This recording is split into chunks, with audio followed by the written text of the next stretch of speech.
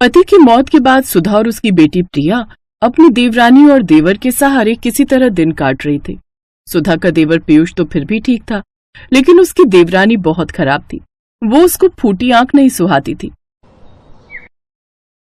सुबह से बस इस फर्श को घिसने में लगी है। खाना क्या तेरा मरा हुआ पति बनाएगा ऊपर से आकर? खाना मैं अभी बना देती हूँ देवरानी जी, लेकिन मरे हुए इंसान के बारे में ऐसा मत कहिए, और देवर जी के दफ्तर जाने से पहले ही खाना तैयार हो जाएगा। खाना तैयार हो जाएगा? आप ना दिन पर दिन काम चोर होती जा रही हो। अब ऐसा नहीं चलेगा, समझी? चल अब जल्दी से जाकर खाना तैयार करो। बेचारी जेठानी खाना बनाने चली जाती है। उसकी देवरानी हर रोज का काम बस उसी से लेती थी। ऐसे ही समय बीता। सुधा सारा काम अपनी जेठानी और उसकी छोटी 8 साल की बच्ची से लेती थी। एक रोज सुधा लगातार काम करने के कारण काफी थक जाती है और उसकी तबीयत काफी खराब हो जाती है, जिससे उसे तेज बुखार हो जाता है। उस रोज वो अपने कमरे से बाहर नहीं आती। ये देख देवरानी गुस्से में आ जाती है। क्या है ये सब जेठानी जी? सुबह के 9 बज रहे हैं, अभी तक बिस्तर पर पड़ी हो। आज काम करने का इरादा नहीं है क्या? अंकिता, मेरी तबीयत काफी खराब लग रही है। सर में तेज दर्द भी है। आज मुझसे काम नहीं हो पाएगा। ये सुनकर तो देवरानी गुस्से में आ जाती है। वाह जी वाह, ठूस ठूस कर खाने में तो तुम्हें कोई बीमारी नहीं होती, लेकिन ऐसे काम करने में तुम माँ बेटी को तकलीफ होती है। मेरे घर में मुफ्त की रोटियां तोड़ने को नहीं मिलेंगी, समझी? अपना बोरिया बिस्तर उठाओ और दोनों माँ बेटी यहाँ से चलती बनो। अंकिता उनके सामान की पोटली उठाकर फेंक देती है, साथ ही उन दोनों को घर से भी निकाल देती है। ऐसा मत करो देवरानी जी, मेरी बच्ची के बारे में तो सोचो। मैं उसे लेकर कहाँ जाऊंगी? वैसे भी मैं यहाँ जितना काम करती हूँ उतना कहीं और करूँ तो हमें 2 वक्त की रोटियां तो मिल ही जाएंगी। अच्छा, मुझ पर एहसान जताती है। मिल ही जाएंगी तो यहाँ क्या कर रही है? निकल यहाँ से और भीख मांग कर खा। सुधा अपनी बेटी के साथ घर छोड़कर चली गई। बुखार से तपती हुई वो लगातार अपनी बेटी के साथ पैदल चलती रहती है, लेकिन कुछ दूरी पर चलते चलते उसकी तबीयत और भी बिगड़ने लगती है और वो चक्कर खाकर गिर जाती है। पानी पानी, माँ तुम यहीं रुको, मैं भागकर पानी लाती हूँ। प्रिया भागते हुए पास की नदी में जाती है और वहाँ पड़ी एक प्लास्टिक बोतल में पानी लेकर आती है, लेकिन जब वो वापस लौटती है तो सुधा वहाँ नहीं होती। माँ कहाँ चली गई तुम? माँ, मैं रह नहीं पाऊंगी तुम्हारे बिना। अब प्रिया जोर जोर से रोने लगती है। वो आस पड़ोस के लोगों से अपनी माँ के बारे में पूछती है। साहब क्या आपने मेरी माँ को देखा? मैं क्या तेरी माँ का नौकर लगाऊं जो उस पर नजर रखूं? चल भाग यहाँ से, धंधा करने दे। फिर प्रिया रोते हुए अपनी चाची के घर आ जाती है और उन्हें सारी बात बताती है। मुझे तो लगता है वो अपने यार के साथ भाग गई होगी। ऐसा क्यों बोलती है? क्या पता वजह कुछ और हो। और प्रिया बेटी, अब तुम यहीं रहो हमारे साथ। मैं इसे यहाँ नहीं रखूंगी। इसकी माँ तो अपने यार के साथ भाग गई, लेकिन मैं इसका ख्याल रखूं? नहीं। अरे तुम्हारा क्या जाता है, यहाँ रहेगी तो 2 सूखी रोटी दे दिया कर, बदले में घर का सारा काम करवा लिया कर। ये सुनकर देवरानी खुश हो जाती है। अब वो प्रिया से दिन रात काम करवाती रहती और अपने बेटे का जूठा बासी खाना उसे खाने को देती। मैं नहीं खाऊंगी ये जूठा खाना। ज्यादा बकवास मत कर, नहीं तो ये भी नहीं मिलेगा, समझी? अगर तुझे यहाँ रहना है तो जूठा और बासी खाना ही खाना पड़ेगा। अब वो उसे बासी खाना खाने को ही देती।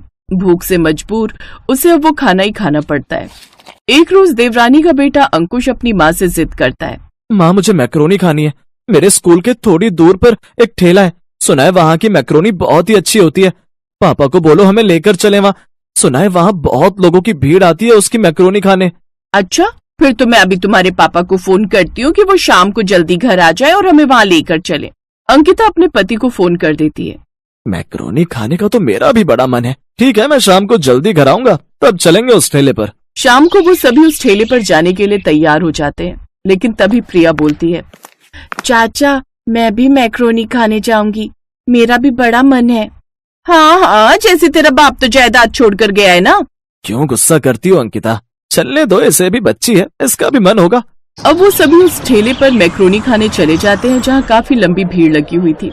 अरे बाप रे, इतनी लंबी लाइन लगी है यहाँ तो। ऐसे में तो रात तक नंबर आएगा। ऐसा करते हैं, आज कहीं और से कुछ खा लेते हैं, यहाँ हम फिर किसी दिन आएंगे। वो लोग वहाँ से जाने लगते हैं, तभी कुछ ग्राहक आपस में बात करते हुए। गजब स्वाद है इस मैक्रोनी वाले के हाथों में। इतनी टेस्टी मैक्रोनी तो हमने आज तक नहीं खाई। ये सुनते ही देवरानी के कान खड़े हो गए। क्या सचमुच में इतनी अच्छी मैक्रोनी है यहाँ की? अब तो हम खा कर ही जाएंगे, फिर काफी देर तक इंतजार भी करना पड़े तो कोई बात नहीं। अब वो भी ठेले पर नंबर लगाने के लिए खड़े हो जाते हैं। फिर जैसे ही उनका नंबर आता है तो ठेले पर खड़ी औरत को देख वो हैरान रह जाते हैं, क्योंकि वो और कोई नहीं बल्कि सुधा ही थी। सुधा को देखते ही प्रिया भागकर अपनी माँ के पास जाती है और उससे लिपट जाती है। माँ तुम जिंदा हो माँ? और तुम यहाँ कैसे? उस दिन तुम चक्कर खाकर गिर गई थी, फिर कहाँ गायब हो गई थी? मैंने तुम्हें कितना ढूंढा माँ, लेकिन तुम कहीं नहीं मिली। बेटी, उस दिन मैं जब तेज तबीयत खराब होने के कारण वहाँ पड़ी हुई थी तब। मुझे बचा ले प्रभु, मेरी बच्ची को अनाथ मत होने देना। तभी वहाँ से एक बूढ़ा आदमी ठेला लेकर आ रहा था। अरे बेटी, तुम्हारी तबीयत तो बहुत खराब है, आओ चलो मेरे साथ, मैं तुम्हें दवाई पानी देता हूँ। लेकिन मैं कुछ कहने सुनने की होश में नहीं थी। फिर ये बाबा मुझे जैसे तैसे अपने घर ले आए। इनकी कोई संतान नहीं थी, इसलिए इन्होंने मुझे यहीं अपने साथ ही रहने दिया और साथ ही मुझे ये बढ़िया मैक्रोनी भी बनानी सिखाई। हमने तुझे बहुत ढूंढा, लेकिन तू हमें कहीं नहीं मिली बेटी। मैं चाचा के घर वापस चली गई थी माँ। मुझे लगा तू वहाँ कभी नहीं जाएगी, इसलिए मैंने तुझे वहाँ नहीं ढूंढा। खैर, अब तू आ गई है ना, तो अब तू अपनी माँ के साथ ही रहेगी।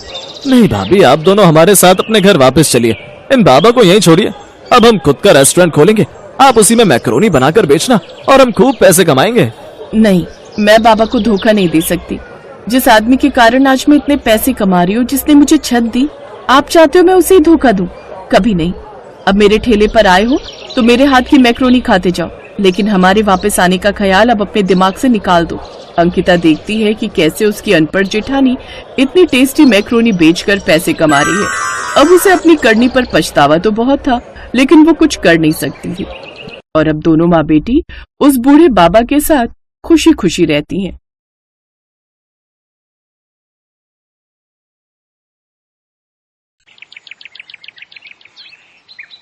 अरे बहन जी, घर की बहू में तो साक्षात माँ अन्नपूर्णा का वास होता है। अपने परिवार को अच्छा अच्छा स्वादिष्ट और ताजा भोजन खिलाना तो हर औरत का धर्म होता है। बिल्कुल सही कह रही हो बहन जी, लेकिन आजकल पारिवारिक लड़की ढूंढ पाना उतना ही मुश्किल है जैसे गधे के सर में सींग। अब आप हमें ही ले लीजिए। अर्णव मेरा इंजीनियर है, कम से कम लाखों में सैलरी है उसकी, लेकिन फिर भी अपनी पसंद की लड़की नहीं मिल रही। वो क्या है ना, मेरा अर्णव विदेशी खाना खाने का बड़ा ही शौकीन है। कहता है सिर्फ उसी लड़की से शादी करूंगा जो विदेशी खाना यानी कॉन्टिनेंटल फूड, हाँ कॉन्टिनेंटल फूड बनाना जानती होगी। और आपको तो आजकल की लड़कियों का पता ही है, इंडियन खाना तो उनसे बनता नहीं, तो विदेशी तो क्या ही बनाएंगी। अरे ना ना ना बहन जी, सब लड़कियां एक सी ना होती। मेरी सानवी तो हर तरह का खाना बनाना जानती है, खासकर वो विदेशी कॉन्टिनेंटल फूड। फिर तो जल्दी से उसे बुला दीजिए। उर्मिला अपनी बेटी को बुलाने अंदर जाती है। देखो सानवी, जो भी हो बस इस इंटरव्यू को क्लियर कर ले। बहुत बड़ी पार्टी आई है रिश्ते के लिए, खूब नौकर चाकर और गाड़ियां हैं घर में। तेरी बात पक्की हो गई ना तो तू राज करेगी राज। और सुनना, मैंने तेरी तारीफ में बड़े बड़े कसीदे पढ़ दिए हैं कि तुझे बहुत ही बढ़िया बढ़िया कॉन्टिनेंटल खाना बनाना आता है। माँ, मुझसे आलू पूड़ी रोटी सब्जी ये सब तो ठीक से बनता नहीं। पराठा बनाती हूँ तो पहचानना मुश्किल हो जाता है कि पराठा है या श्रीलंका का मैप। और कॉन्टिनेंटल डिशेस का तो मुझे नाम तक नहीं पता। अरे शुरू शुरू में तू ना वो यूट्यूब देखकर बना लियो, फिर जब उनका मन भर जाएगा कॉन्टिनेंटल खाना खाकर तो वो खुद ही मना कर देंगे बनाने को। वैसे भी अंग्रेजों का ये बेतुका खाना ज्यादा दिन तक थोड़ी ना खाया जाता है। चल अब अच्छे से टचअप लेकर बाहर आ जा। तैयार होकर सानवी बाहर आ जाती है। फिर बातचीत में अर्णव की मम्मी और अर्णव को सानवी बहुत पसंद आती है। साथ ही जब वो ये पूछते हैं कि उसे कॉन्टिनेंटल खाना बनाना आता है तो इस पर सानवी कहती है, कॉन्टिनेंटल खाना जी, वो बनाना तो मेरे बाएं हाथ का खेल है। ये बात सुनते ही लड़के वाले झट से शादी के लिए तैयार हो जाते हैं। कुछ ही दिनों में दोनों की शादी भी हो जाती है। शादी के बाद देखो सानवी, तुम्हारे हाथ के बने कॉन्टिनेंटल खाने की तारीफ तो हमने बहुत सुन ली, अब आज जल्दी से कुछ बढ़िया सा बनाकर खिला दो। अभी बनाकर लाती हूँ। रसोई में जाकर वो यूट्यूब खोलती है, फिर सोचती है, नहीं नहीं नहीं नहीं, अगर मैंने इन्हें कोई फेमस डिश बनाकर खिलाई तो ये लोग समझ जाएंगे कि मुझे कुछ भी बनाने नहीं आता। ऐसा करती हूँ, कुछ भी बना देती हूँ और उसे कोई भी नाम दे दूंगी। सानवी फ्रिज खोलती है उसे उसमें तुरई दिखाई देती है। वो कच्ची तोरी में मसाले लगाकर ओवन में ग्रिल होने के लिए रख देती है। कुछ देर बाद वो उसे बाहर निकालती है तो देखती है सारी तुरई करारी हो गई होती है। हे भगवान, ये तो कुछ ज्यादा ही करारी हो गई है। हाँ, एक काम करती हूँ, मेयोनीज और टमाटो केचप दोनों को मिक्स करके इसके ऊपर लगा देती हूँ। फिर सानवी पूरे कॉन्फिडेंस के साथ वो परोसती है और खुद किसी बहाने से रसोई में चली जाती है। वो डिश देखकर अर्णव अपनी माँ से कहता है, छी माँ, ये कौन सी सब्जी की डेड बॉडी है, काली पीली सी। छी माँ, मुझे तो देखते ही उल्टी आ रही है। ऐसा ना हो मुझे उल्टी हो जाए। चुप कर तू, पता भी है मैंने कितने कसीदे पढ़े हैं तेरी तारीफों के। तू मॉडर्न है, तुझे विदेशी कॉन्टिनेंटल खाना पसंद है। अब कहीं बहू को पता चलेगा ना तू ऐसा है तो कहेगी किन गवार लोगों से पाला पड़ गया है। अब उसने बनाया है तो कॉन्टिनेंटल डिश ही होगी कोई। तू तो बस बीच बीच में झूठी मूठी तारीफ करता रही हो। ठीक कहती हो माँ, लेकिन सच्ची में माँ, ये बहुत ही वाहियात है खाने में। तभी सानवी वहां आ जाती है। वाह वाह बहू, क्या मजेदार कॉन्टिनेंटल खाना बनाया है तूने। इतना मजेदार खाना तो मैंने किसी 5 स्टार होटल में भी नहीं खाया। अरे वाह, माँ जी को मेरे हाथ की ये जली हुई तोरई इतनी पसंद आई। वाह वाह वाह भगवान, तूने बचा लिया। हाँ सानवी, अच्छा बना है। अब तुम कल बनाना इटालियन पास्ता। हाँ हाँ, क्यों नहीं। कम से कम कुछ तो जानी पहचानी चीज खाने को मिलेगी। अगले दिन सानवी इटालियन पास्ता बनाने के लिए किचन में जाती है और यूट्यूब पर रेसिपी देखने लगती है। मुझे तो इनके नाम से भी चक्कर आ रहे हैं। भला मसालों के नाम भी कोई ऐसे रखता है क्या? और ये लेट जूस क्या होता है? सीधे सीधे पत्ता गोभी भी तो बोल सकता है। बस बहुत हुआ, अब तो मैं अपने हिसाब से ही पास्ता बनाऊंगी। और कौन सा ये अंग्रेज आते हैं हमसे सरसों का साग सीखने जो हम इनका पास्ता बनाए। उस दिन भी यही हुआ। सानवी ने पास्ता में व्हाइट सॉस मिलाने की जगह उसमें अरारोट और कॉर्नफ्लोर मिलाया। साथ ही साथ पास्ता में ढेर सारी लाल पिसी हुई मिर्च भी डाल दी। अब देखना, अब ये इनका आखिरी पास्ता होगा। इतनी लाल मिर्च छोंक के डाली है कि आज के बाद नाम नहीं लेंगे कॉन्टिनेंटल खाना बनाने का। सानवी वो पास्ता लेकर बाहर आती है। वाह वाह वाह, बन गया पास्ता।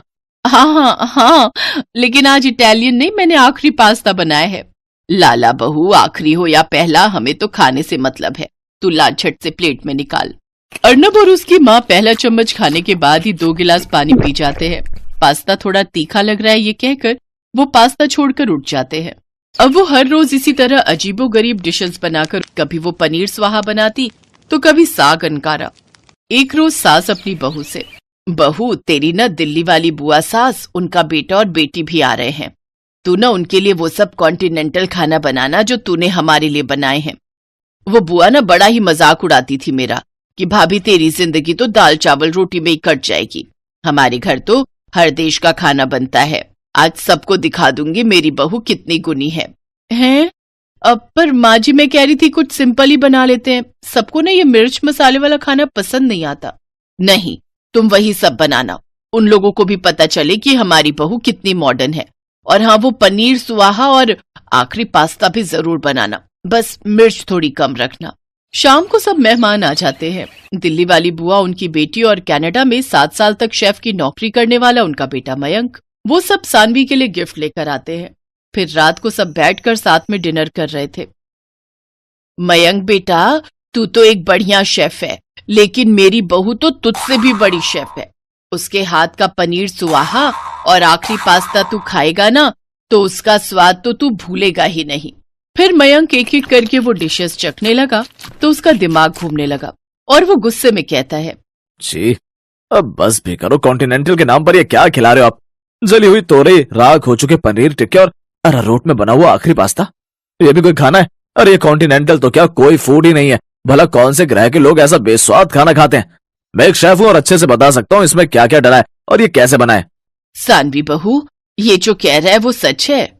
मुझे माफ कर दो मम्मी जी, मुझे लगा था मैं यूट्यूब से सब देख देख कर बना लूंगी, लेकिन सब गड़बड़ हो गया। पर आप दोनों तो उंगलियां चाट चाट कर खाते थे ना? उंगलियां चाट कर नहीं, बल्कि नाक बंद करके और अपनी उंगलियां रोक रोक कर खाते थे, क्योंकि सच तो ये था हमने कभी पहले कॉन्टिनेंटल खाना खाया नहीं था। तो क्या आपने झूठ कहा मुझसे? हाँ बेटा, जैसे शादी करने के लिए तेरी माँ ने झूठ के पहाड़ बनाए ना, वैसे ही मैंने भी बनाए। हाँ, और आप दोनों के इस झूठ में आखिरी पास्ता हम दोनों का बन गया। ये बात सुनकर सभी जोर जोर से हंसने लगते हैं। Best buddies. Hello friends, Thanks for watching this video. अगर आपको ये वीडियो पसंद आया है तो प्लीज लाइक, सब्सक्राइब, कमेंट्स करें इस वीडियो पर और हाँ, शेयर करना भी ना भूलें। और भी मजेदार वीडियो देखने के लिए नीचे दिए गए बेल आइकॉन को दबाएं। देखते रहिए बेस्ट बडीज।